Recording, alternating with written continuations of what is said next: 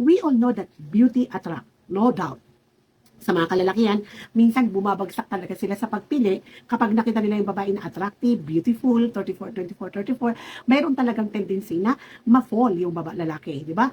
Pero gusto natin sabihin mga anak na a peaceful life and a happy marriage doesn't come from beauty, status, wealth, hindi po sapat ang kagandahan ng babaeng yan para magkaroon ng happy na pamilya.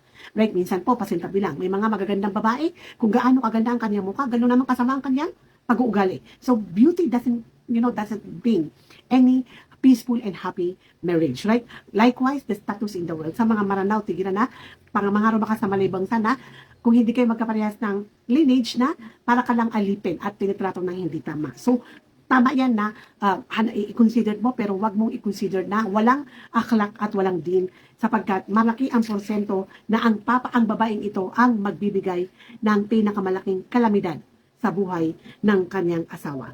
Sabi nga po nila, bakit kailangan importante yung kanyang akhlak, yung kanyang beautiful heart?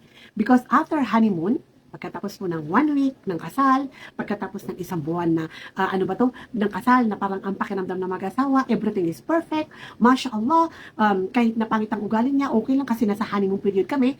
Pero after the honeymoon, right, the real self, no, of that woman, ilalabas na niya yan. Hindi niya talaga pwedeng maitago kung pangit ang ugali niya o kung masama ang kanyang ugali. So kung siya ay babaeng bastos, imagine mo, bastos, walang galang sa kanyang asawa, dahil nga maganda siya at may natapos at may mataas na lineage. At ang pakiramdam niya dahil mataas ang kanyang title, parang hindi niya equal ang kanyang asawa o di kaya dahil mayaman sila. No, hindi mo siya pwedeng asahan sa loob ng bahay. Kapag sinabi mo na itimpla mo ako ng kape, bigla siyang mag-explode. Ang pakiramdam niya ay parang ginagawa mo siyang alipin. O di kaya wala siyang respeto sa'yo kasi mas mataas ang kinikita niya kaysa sa'yo.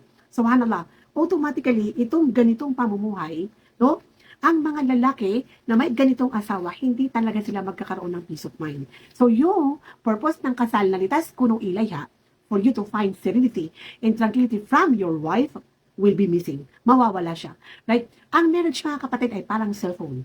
Kahit anong klaseng cellphone yan, ikaw man ay naka-iPhone ng 17 o ng 15 o ng 1 o ang iyong cellphone ay Samsung 1 to 38 or 42, right? Pare-parehas lang yan. Right? Mayaman man o mahirap yan, may natapos o wala. Right? Pare-parehas lang yan.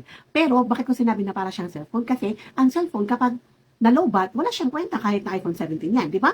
So, ganoon din ang buhay ng mag-asawa. Ang lalaki, lalabas yan, maghahanap buhay yan, magtatrabaho yan. Marami siyang challenges sa opisina. Marami siyang naging problema sa negosyo. Habang siya ay naghahanap ng pera para mag-provide ng kanyang pamilya, drain na drain ang kanyang peace of mind. Uuwi yan ng bahay, excited yan para makita niya yung kanyang asawa. Di ba? Para mag-recharge ng kanyang peace of mind. Pero kung yung asawa niya ay bastos, kung ang asawa niya hindi man lang marunong magsilbi sa kanya, kung ang kanyang asawa ay complain ng complain. Bakit ganito? Ito lang ang kinita mo. Bakit ang sweldo mo? 20,000 lang. Bakit ganito? Bakit ganyan? And then, ikukumpara yung asawa niya na lalaki sa ibang lalaki. Mabuti pa yung asawa ng kapatid ko kasi director. Mabuti pa yung asawa ng kapatid ko kasi mayaman. Mabuti pa yung kapatid ko may bagong sasakyan. Could you imagine anong klaseng buhay ang mayroon ng lalaking yan? So, it's like a prison. Really. Para siyang prison, 'di ba? Na nakakulong ang isang lalaki sa bitag ng isang babae na hindi marunong magpasalamat.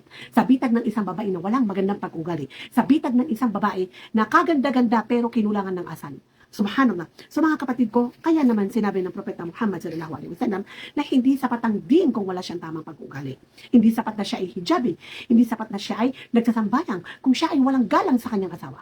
Subhanallah. So mga kapatid ko, no? If you want a successful life in the future, kung ikaw man, ano man ang profession mo, at pagdating mo ng bahay, smiling face ang asawa mo, wala kang kinita, pero wala kang makikita na gusto ka ng sampalin, saktan, o pagsalitaan ng mali, bagko siya ay nakangiti at nagtitiis sa kung ano man ang kaya mong i-provide, then marry a good woman with a beautiful heart. Right? Dahil ang pag-uugali, kapatid, ay hindi yang kayang baguhin ng instant lang. Dahil, okay, because I love him, magbabago ako.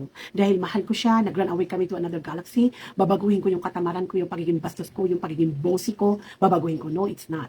Hindi siya nababago ng one time, big time. Perhaps kung willing siya magbago, yes, kaya, pero hindi siya magbabago one time, big time. That is the reason why, mga kapatid ko, marami kang nakikita na, subhanallah, ikinasal sila sa isang napakagandang hotel.